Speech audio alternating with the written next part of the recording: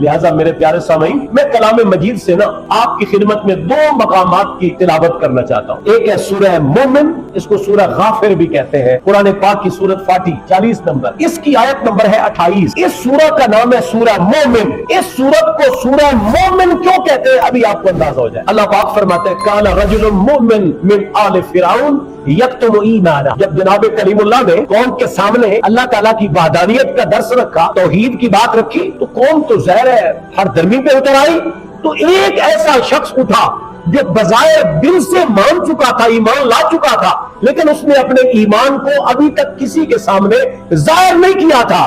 اس نے کہا کیوں نہیں پیغمبروں کو مانتے؟ ان کی تعلیم کتنی اعلیٰ ہے، ان کا کلام کتنا شستہ ہے، ان کا کردار کتنا خوبصورت ہے، کیوں نہیں ان کی باتوں کو مانتے؟ انہوں نے باطل کی آنکھوں میں آنکھیں ڈال کر جس فرد اور جس مرد مجاہد نے پوری قوم کو کہا تھا اور مان جاؤ اللہ کے نبیوں کو، دعوت توحید کو قبول کرو، اللہ نے اسی مرد مومن کے نام پہ آج تک اپنے کلام کی سورہ کا نام ہی مومن بنوا دیا۔ عالم کفر میں کھڑا ہو گیا، کفرستان میں اللہ تعالیٰ کے پیغمبر کی سپورٹ کی، عالم کفر میں اپنے پیغمبر کو اس نے سہارا دیا، ان کے مشن کو سہارا دیا۔ اور پھر سورہ مبارکہ یاسین جو قرآن مجید کا دل ہے، اس میں ایک اہم ترین واقعہ کا ذکر ہے، گویا کہ جس کو بتایا جا رہا ہے کہ بنیادی طور پر کیوں اس آیت کا اتنا، اس سورہ کا اتنا درجہ ہے۔ اللہ پاک فرماتا ہے وَجَاءَ مِنْ أَقْصَى الْمَدِينَةِ رَجُلٌ يَسْعَىٰ، شہر کے اس کنارے سے ایک شخص دوڑتا ہوا آیا، کہنے لگا قَالَ يَا قَوْمِ اتَّبِعُوا الْمُرْسَلِينَ، اے میری قوم رسولوں کو مان جاؤ، اللہ کے پیغمبروں کی بات مانو۔ بات چلتی رہی،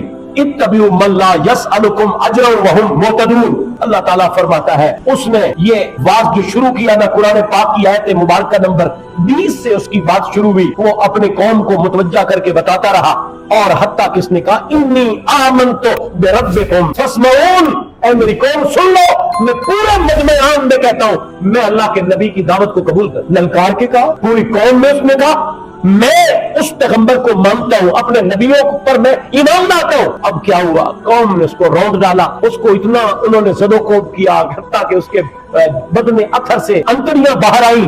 اللہ تعالیٰ نے اس کو جنت عطا فرمائی۔ جب وہ جنت میں پہنچا قیل ادخل الجنہ، اللہ پاک نے فرمایا تو اپنی قربانی کے صلے میں میری جنت میں آ۔ قال یا لیت قومی یعلمون، کہنے لگا کاش میری قوم کو پتہ چل جاتا کہ رب کائنات کے پیغمبروں کی اطاعت کے صلے میں اللہ کیا دیتا۔ بما غفر لی ربی وجعلنی من المکرمین، میں کیا حیثیت رکھتا تھا، اللہ نے مجھے معاف کر دیا اور مجھے عزتوں کا تاج عطا فرما دیا، عزتوں کا مکرمین میں سے بنا دیا، عزت عطا فرما دی۔ آیات مبارکہ چلتی رہی، رب کائنات جل جلالہ فرماتا ہے ان آیات مبارکات میں اس اپنے بندے کا باقاعدہ ذکر فرماتے ہوئے اللہ تعالیٰ نے اس سورہ میں ان کا ذکر کیا اور اس سورہ کو قرآن پاک کا دل بنا، قرآن پاک میں خاص مقام عطا فرما دیا کہ وہ سورہ جس میں ایک شخص نے للکار کے قوم کو کہا اللہ کے پیغمبروں کو مان جاؤ، ان کی تعلیمات پر عمل کرو، اور میں بڑے مجمع میں کہتا ہوں میں کسی سے نہیں ڈرتا، میں اللہ کے پیغمبر کی تائید کرتا ہوں۔ شہید ہو گئے، بظاہر